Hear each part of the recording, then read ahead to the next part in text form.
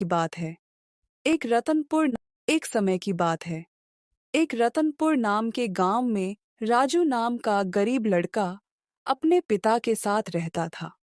उनका सपना एक बड़ा किसान बनने का था, लेकिन घर में खाने तक के पैसे नहीं थे।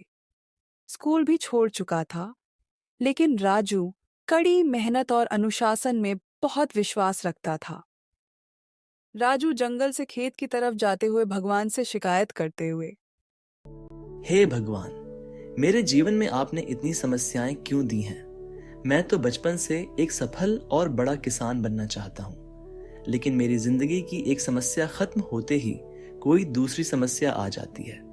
मेरे पिताजी अब बूढ़े हो रहे हैं। मुझे अब घर संभालना चाहिए ताकि उनको इन सब परेशानियों का सामना न करना पड़े।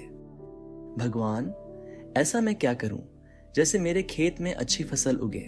पूरे गांव में सबसे कम फसल मेरे ही खेत में होते हैं। ऐसा क्या करना चाहिए जिससे मेरे खेत में भी दूसरे के खेत की तरह मिट्टी उपजाऊ हो जाए और ढेर सारे अच्छे फसल उगे और मैं एक बड़ा और सफल किसान बन जाऊं। बस यही सब बात करते करते राजू अपने खेत पहुंचा। भगवान जी, आप सफल और बड़ा किसान बनना चाहता हूँ, लेकिन मेरी जिंदगी की एक समस्या खत्म होते ही कोई दूसरी समस्या आ जाती। एक समय की बात है एक रतनपुर नाम के गांव में राजू नाम का गरीब लड़का अपने पिता के साथ रहता था। उनका सपना एक बड़ा किसान बनने का था, लेकिन घर में खाने तक के पैसे नहीं थे।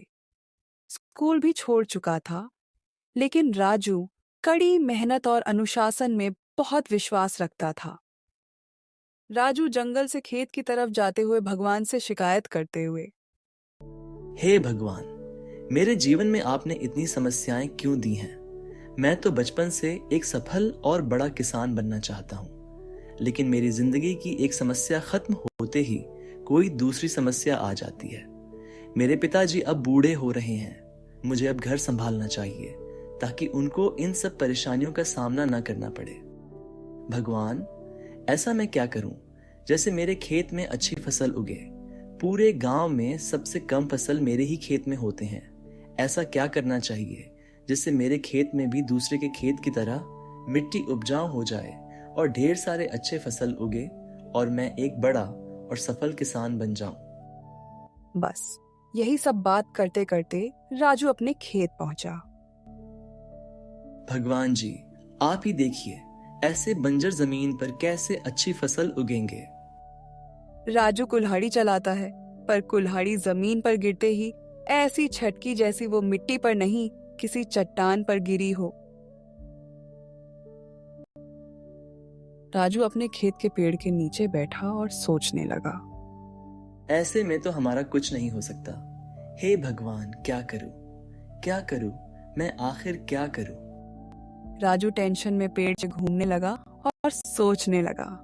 कुछ देर बाद